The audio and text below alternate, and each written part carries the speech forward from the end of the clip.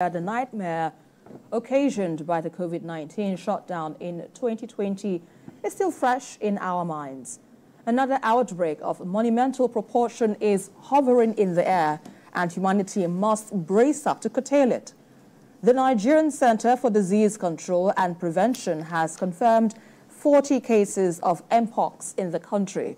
As a matter of public health emergency, the agency revealed that though no death has been recorded so far, Bayelsa is leading 33 other states with 5 confirmed cases, while Cross River, Ogun and Lagos all trailed behind with 4 confirmed cases.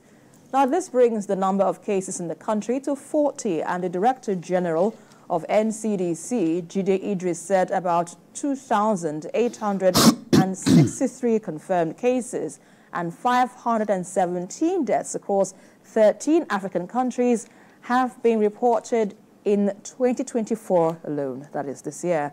Well, this is as a health risk we mustn't ignore. BKO, indeed, this is a worrying development, knowing that this is a rare viral infection, a zoonotic disease, which is a transmission from animal to humans. Yes. What can you talk about this? Yes, all I can say is that we have to move quickly to ensure that this disease is dealt with promptly, because we can't afford to let it begin to run riot in Nigeria as it has done in Rwanda, Uganda, Kenya, Congo, where 517 deaths have already been recorded. 517 deaths in 2024 alone is a significant number. And yes, fair enough, no death has been recorded in our country, but we don't have to wait. The job of the NCDC is to ensure that Nigerians are duly informed and that steps are taken to ensure that this doesn't begin to kill people in Nigeria as it's been killing people, especially in East Africa. And states like Lagos, Abuja, Enugu, Kano Rivers, Cross River, Akwa Ibom, Adama and Taraba have already been put on high alert. The possibility of their citizens being infected by this disease. Some are calling it the new COVID-19 because it's assuming the level of a global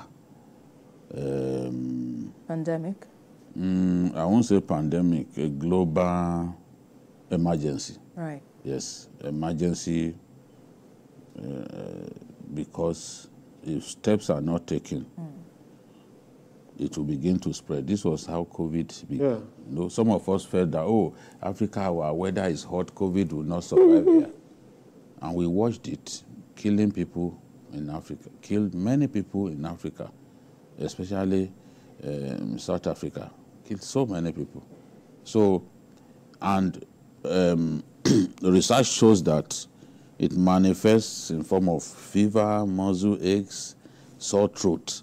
Those are the earliest symptoms that you see, and then it moves on to headache, back pain, muscle aches, low energy, and rashes. The rashes, skin rashes, usually start from the face. You know, once you see those signs, you know that you have to move quickly to ensure that you defeat this problem, this health emergency.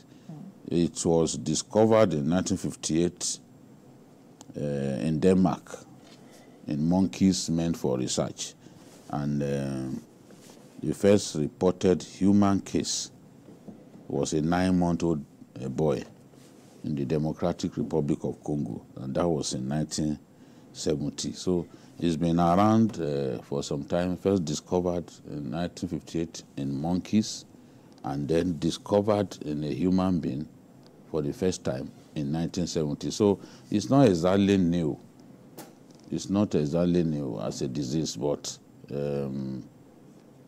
this year it has assumed a life of its own, and is beginning to take lives, especially across 13 African countries. And that's why the World Health Organization wants everybody to jump in to ensure that it is defeated. Right. COVID-19 was defeated in the final analysis because the world treated it as a health emergency that it was. Everybody played his part. And at the end of the day, COVID-19 is no longer a threat to human existence. Yes, people still suffer from it, but it's not as prevalent as it used to be. Absolutely. I think one of the U.S. athletes even tested positive to it during the Olympics. That's the world 100 meters champion. You know, we tested positive to it. The result was out after the 200 meters race where he came third. So it's not as if it's been banished, but it's been kept under control.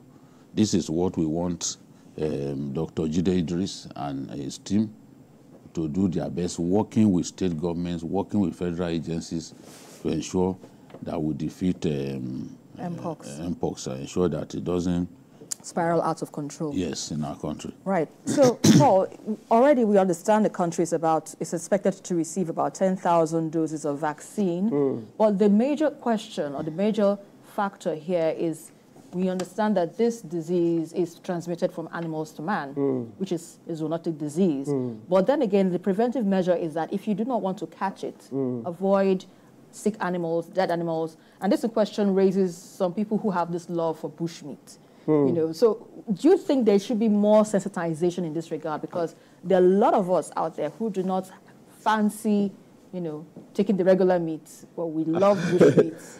And it seems to be the easiest target for these kind of it's even beyond bushmeat, because if someone has contracted it, you can get it from the person.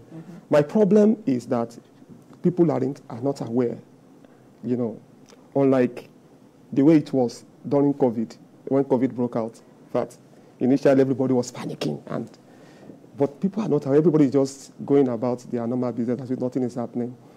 And people must also be aware that the current strain of the virus is dead there. Actually, Mpox is seen as less serious than COVID-19, but the current strain is deadlier. WHO sees it as an emergency. There is NCDC to African Centre for Disease Control and Prevention sees it as an emergency. But Nigerians are just going about their normal business. During COVID-19 outbreak, you would see people selling alcohol-based sanitizers everywhere. I mean, if you were to get into the hospital, you would have to use sanitizer. I don't see that sensitization. Meanwhile, this disease can come through even sharing, if you share towel with someone. It's already been infected. Yes, it does infect. Yes. Towel, bedding, clothing, and even utensils. Even contaminated surfaces, like your phone, like doorknobs. You know, people are advised to, you know, disinfect surfaces regularly, but many people are not aware.